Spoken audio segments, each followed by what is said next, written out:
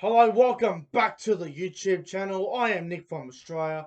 Hope you guys are doing well on this Sunday evening. This evening's video is going to be my Brisbane Broncos 2021 predicted NRL team. So, like all the other sides, I've gone through their roster and their squad, and I put together my best Brisbane Broncos 1 to 17.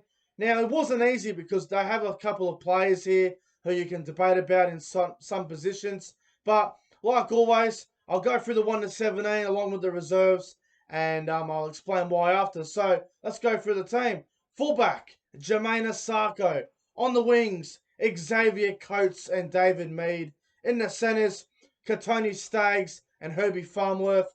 In the halves, 5'8" Anthony Milford. Halfback, Tom Dearden. The front row of Payne Haas and Patrick Carrigan. The hooker is Jake Turpin. The second row is the captain, Alex Glenn, along with Tavita Pangai Jr. in the back row.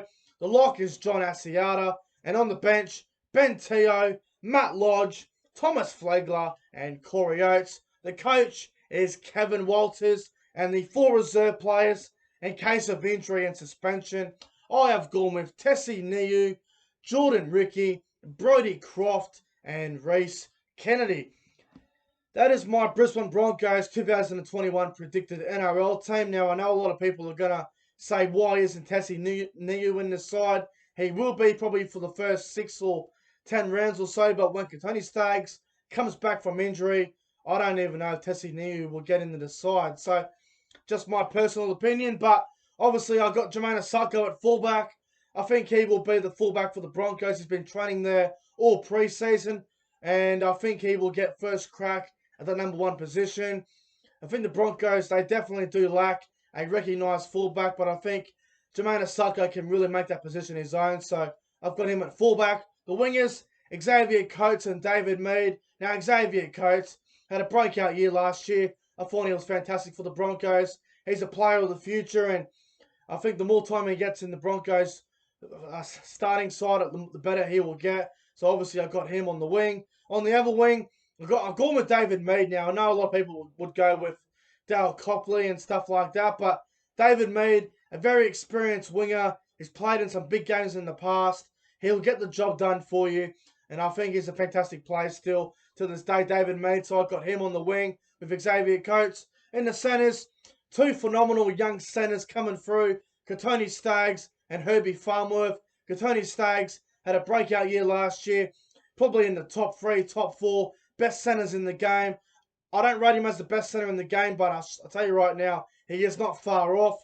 He's a fantastic centre. He's a strike centre, and I'm looking forward to seeing how he goes when he comes back in like round 8, round 10. And the other centre I got is Herbie Farmworth. Had a pretty good year last year in a struggling side. We all know the Broncos were diabolical last year, but if there was a couple of positives to come out, Herbie Farmworth was definitely one of them. I thought he was quite good for the Broncos, and I'm looking forward to seeing how he goes with some more game time this year. In the halves, 5'8" Anthony Milford in the halfback, Tom Dearden. Now let's start with Anthony Milford. We all know he's on $1 million a season. We all know he's on big money. This is currently his last year on contract with the Broncos. If he has a bad year, I have no doubt in my mind that Kevin Walters will get rid of him. He's under a lot of pressure, Anthony Milford. Me personally, I think he's overpaid, and I think he's expired past his best. But it'll be interesting to see how he goes this year, Anthony Milford. But at this stage, I've got him at 5'8", and I think he's under a lot of pressure, Anthony Milford. The halfback, the youngster, Tom Dearden. Now, this kid's got a lot of potential.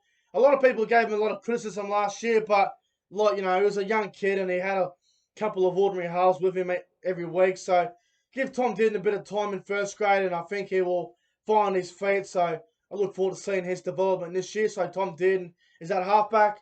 The front row of Payne Haas and Patrick Carrigan. I know Payne Haas is out for a couple of weeks due to suspension, but when he comes back, he'll be in the starting front row for sure. He's one of the best props in the game, probably in the top 5 best props in the world. He's a fantastic player. He's world class, and he obviously him in the front row is a no-brainer. The other front rower, I've gone with Patrick Carrigan. I think with the rumours of him potentially being a captain of the Broncos, maybe, I think he needs to start, and I think him At lock or front row, it doesn't really matter because he'll do the job quite well at either position. I think Patrick Carrigan deserves to get a crack in the starting side, and I thought he had a pretty solid year last year. So I've got Carrigan in the front row with Payne Haas. The hooker, Jake Turpin, another kid coming through, played a bit of halfback in 2019, but we all know he's a fantastic hooker. I'm looking forward to seeing how he goes this year. At this stage, he'll be the hooker for the Broncos. Don't think he'll play for 80 minutes, but he'll probably play for about 60 minutes a game at dummy half. I look forward to seeing Jake Turpin's development this year, so I've got him at hooker. The back row, Alex Glenn and Tavita Pangai Jr. Now, I've got Alex Glenn as captain. I still think he's a good leader, and he leads by example. I still think he's got what it takes to be a very good, consistent first-grade player. I think he's still got it, Alex Glenn. Very experienced, good leader, and he does all the little things right on the field. So I can't think of any reason why Alex Glenn should not be captain. He needs to be the captain still. I can't think of any reason why he shouldn't be captain. So I've got Alex Glenn in the back row. The other second rower, Tavita Pangai Jr. We all know on his day he's a great player, and when he's off, he seems to do stupid things. Now, I've met Tavita Pangai Jr. I used to not like Pangai Jr., but ever since I've met him, I've changed my mind about him. But Tavita Pangai Jr., we all know how hot and cold he is, but when he's on, he's a fantastic player. And I think second row is his spot. Get him on the right edge. And I'll tell you right now, when he gets the ball, just watch the defensive line. They will be scattering all over the place. The defensive line will be like this. It'll bend real quick. But Tavita Pangai Jr. needs to be playing second row, so hopefully him and Alex Glenn can have a good second row this year for the Broncos. And at lock, John Asiata. Now, he obviously left the Cowboys, which I'm not happy about. But anyway, besides that, John Asiata, I think he's going to be playing lock for the Broncos, and I think he should be playing lock for the Broncos. He's a very versatile player. He can play the odd game in the halves if you have injuries. But John Asiata is a fantastic lock, and I think that's why he wanted the Broncos to be in the starting side. So hopefully he gets a start at lock for the Broncos. And on the bench, first player I got, Ben Teo. A lot of people don't have Ben Teo in that Broncos side, but here's the thing. He brings experience. He's a very good player to have around the camp.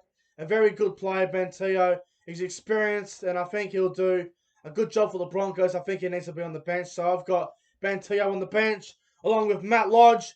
Matt Lodge is a very good impact player. Comes on and just makes an impact. Does all the little things right. Pretty underrated in my opinion. You know, if you have a look at all the other forwards in the game, Matt Lodge is pretty underrated compared to the others. So Matt Lodge is on the bench for the Broncos, along with Thomas Flegler. I think Flegler's a pretty good young player coming through. I think he still needs time in first grade to become a bit more consistent and just find a bit more grit in his game. But Thomas Flegler is a very good player, and I think he'll be on the bench for the Broncos. And the other player I got on the bench is Corey Oates. Now, there's a lot of rumours of him playing back row this year for the Broncos. I think he will play back row, but he'll come off the bench and play a bit of back row.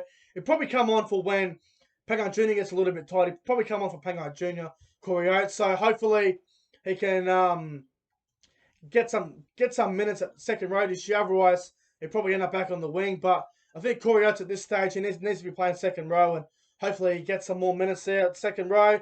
And the reserves, the backup players, the depth. So these players I think will be in the 21 most weeks, but I think they'll play a lot during Origin. But at this stage, I think they'll be in the reserves. The first player I got is Tessie Niu.